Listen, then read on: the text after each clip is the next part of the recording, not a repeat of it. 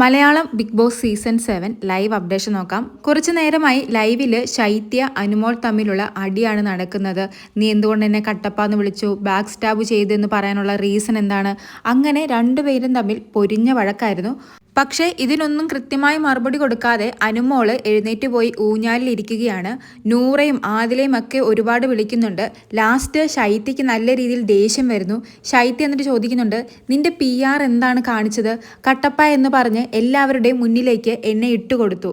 എനിക്കും ജീവിതമുള്ളതാ, എനിക്ക് ഇവിടെ നിന്ന് അത് ക്ലിയർ ചെയ്തിട്ട് വേണം പുറത്തു പോകാൻ. നീയുമായിട്ട് ഇത് സംസാരിച്ച് ക്ലിയർ ചെയ്യാൻ വേണ്ടി മാത്രമാണ് ഞാൻ ഇങ്ങോട്ട് തിരിച്ചു വന്നതും. എന്നിട്ട് നീ ഇങ്ങനെ മിണ്ടാതെ പോയിരിക്കുന്നത് എന്താണ്? നീ ഈ ചെയ്യുന്നത് വളരെ ബോറാണെന്നൊക്കെ പറയുന്നു. പക്ഷേ അനുമോള് ഒരക്ഷരം മിണ്ടാതെ ആ ഊഞ്ഞാലിലിരിക്കുകയാണ്. നീ ഒരു നല്ല ഫ്രണ്ടാണെങ്കിൽ ഇത് പറഞ്ഞ് സോൾവ് ചെയ്യാനാണ് നോക്കേണ്ടത്, അല്ലാതെ ഇങ്ങനെ മാറിയിരിക്കുകയല്ല ചെയ്യേണ്ടത്. നീ ഒറ്റൊരുത്തി കാരണം ഞാൻ എന്തൊക്കെയാണ് അനുഭവിക്കുന്നതെന്നറിയാമോ? ഞാൻ കട്ടപ്പയാണ്, വിഷമാണ്, പാമ്പാണ്, എന്തൊക്കെയാണ് നിന്റെ PR ടീം എന്നെ വിളിക്കുന്നതെന്നറിയാമോ? ശൈത്യ ഇതും പറഞ്ഞ് പൊട്ടിക്കരയുകയാണ്. പക്ഷെ ഇതൊന്നും കണ്ടിട്ട് അനുമോള് ശൈത്യയെ മൈൻഡ് ചെയ്യുകയോ അല്ലെങ്കിൽ അനുമോള് ശൈത്യയ്ക്ക് മറുപടി കൊടുക്കുകയോ ഒന്നും ചെയ്യുന്നില്ല.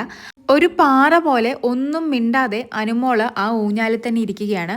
അപ്പോൾ ശൈത്യയ്ക്ക് ഒന്നും കൂടി ദേഷ്യം വരുന്നു. ഉടനെ ശൈത്യ പറയുന്നുണ്ട്, അനീഷ് ആ പുള്ളിക്കാരൻ നല്ലൊരു മനുഷ്യനാണ്, ആ ആളുടെ ഇമോഷൻ വെച്ചാണ് ഇവളിപ്പോൾ കളിക്കുന്നത്. ഇവൾ എന്താ കരുതിയിരിക്കുന്നത്? എല്ലാവരെയും ഹ്യൂമൻ കാർഡ് ആക്കാമെന്നോ അല്ലെങ്കിൽ എല്ലാവരുടെയും ഇമോഷൻസ് വെച്ച് കളിക്കാമെന്നോ? ശൈത്യ കരഞ്ഞുകൊണ്ട് ഈ അലറി പറയുന്ന സമയത്തും നൂറയും സരികയും ഒക്കെ അനുമോളെ വിളിക്കുന്നുണ്ട്.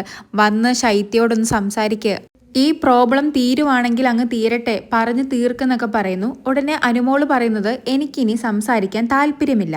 ശൈത്യക്കാണെങ്കിൽ അനുമോളോട് നല്ല ദേഷ്യമുണ്ട്. അത് ശൈത്യയുടെ സംസാരത്തിൽ നിന്ന് നമുക്ക് മനസ്സിലാവുന്നുണ്ട്. എന്നിട്ട് ശൈത്യ പറയുന്നുണ്ട്, ഇവൾ ഇവിടെ എന്തൊക്കെ കള്ളമാണ് പറയുന്നത്, എന്തൊക്കെ നാടകമാണ് കളിക്കുന്നത്. ഇവൾ കഴിഞ്ഞ ദിവസം എന്താണ് പറഞ്ഞത്? ഇവൾക്ക് PR കൊടുക്കാനുള്ള കാശുണ്ടായിരുന്നെങ്കിൽ ഇവളുടെ അച്ഛൻ്റെ ഓപ്പറേഷൻ നടത്തിയേനെന്ന്. ഒരു ഫിനാൻസ് പോലും ഇല്ലാതെയാണ് ഇവൾ കാർ എടുത്തിരിക്കുന്നത്. ഒരു ലോണുമില്ല, ഒന്നുമില്ല, കുറേ സ്ഥലവുമുണ്ട്. അപ്പോൾ ബിൻസിയും പറയുന്നുണ്ട്, നിങ്ങളോടും പറഞ്ഞിരിക്കുന്നത് കാർ ലോൺ എടുത്തെന്ന് തന്നെയല്ലേ?